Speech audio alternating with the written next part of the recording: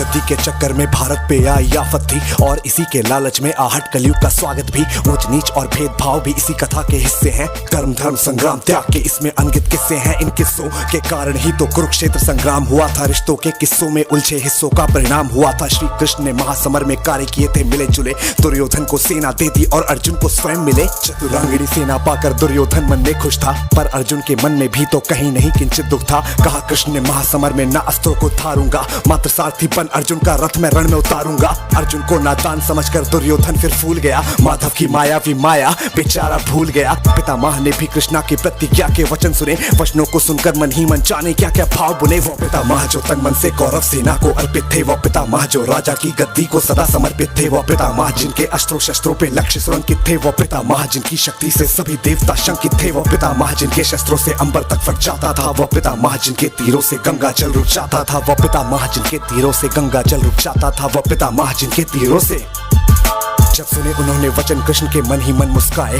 सोच लिया कि मौका आया माधव को झुटलाया जाए। पितामह के यह विचार सुन सहमी सहमी प्रज्ञा थी। एक तरफ थी कृष्ण प्रतिज्ञा, दूसरी भीष्म प्रतिज्ञा थी। दादा की बातों को सुनकर अर्जुन मन ही मन विचलित था, क्योंकि उनकी सभी शक्तियों से वह पूरा परिचित था। वो जान चुका था पितामह ने जैसे जो भी ठान लिया, क्रूर काल ने भी उनकी इच्छा को वैसे मान लिया। प्रतिज्ञा पूरी करने को वह कुछ भी कर डालेंगे। कुरुक्षेत्र की इस भूमि को लाशों से भर डालेंगे। मुझ बालक को भी लगता है अब उनसे लड़ना होगा। संभव है कि मृत्यु के भी चरणों में चढ़ना होगा।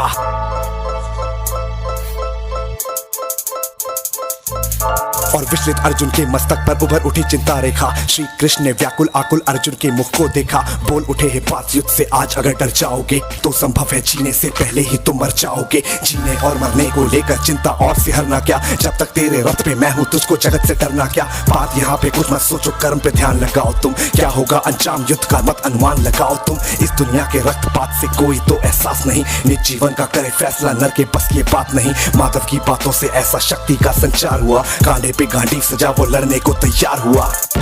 महासमर में वीरों ने प्राणों की आहुति दी। पितामह ने अर्जुन के रथ को देखा, फिर धीमी गति के रथ को रोका और रोकते ही पहले ये काम किया। माधव को देखा, मुस्काए, झुककर उन्हें प्रणाम किया। अर्जुन को आशीष दिया, झलकी आंखों को मींच लिया और अगले ही क्षण बाणों को दोनों हाथों से खींच लिया।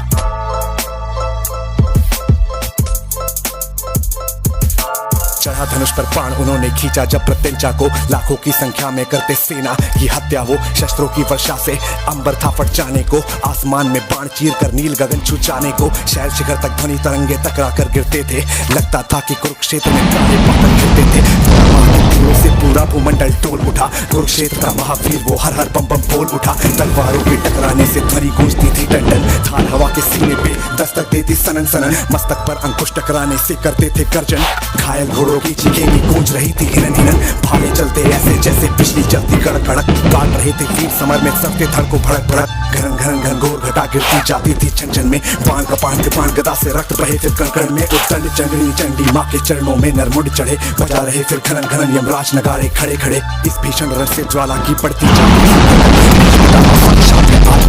धड़कन। महासमर में दादा ने काटे थे अनगित मस्तक धड़, जिसे देखकर धरती रोई बादल बोले गड़ गड़ गड़ गड़। चीख उठी फिर धरती चीख चीख था। लगता था उस रोज धरा पर मृत्यु का अभिनंदन था। महासमर में महारथी गण चप चप कट कर गिरते थे।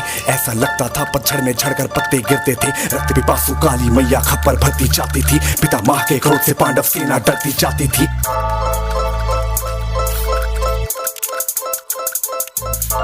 उनके आगे जो भी आया वध उसका तत्काल हुआ। उसी वीर के रक्त धार से तल भूमि का लाल हुआ। इतना रक्त पिया धरती ने और नहीं पी पाती थी। बहे लहू की धारा जैसे नदियां बहती जाती थी। बर्बादी को देख पार्थ ने जब गांडीव उठाया तो उसके द्वारा अपना पहला बाण चलाया तो भीष्म पितामह के बाणों से टकराकर वो टूट गया। अर्जुन का गांडीव भी उसकी मुट्ठी से छूट गया। भीष्म पितामह को मैं ऐसे मनमानी न करने दूंगा, चाहे जो भी हो अर्जुन को ऐसे मैं न मरने दूंगा। यह कहकर माधव ने रथ के पहिए को उठा लिया। उसे सुदर्शन चक्र बनाकर पितामह की ओर किया। माधव की यह मुद्रा मानो महाकाल से मिलती थी। उनकी इस मुद्रा से जैसे पूरी पृथ्वी हिलती थी। माधव को देखा ऐसे और दादा मन में फूल गए। हाथ जोड़कर पूछा, माधव अपनी प्रतिज्ञा भूल गए क्या?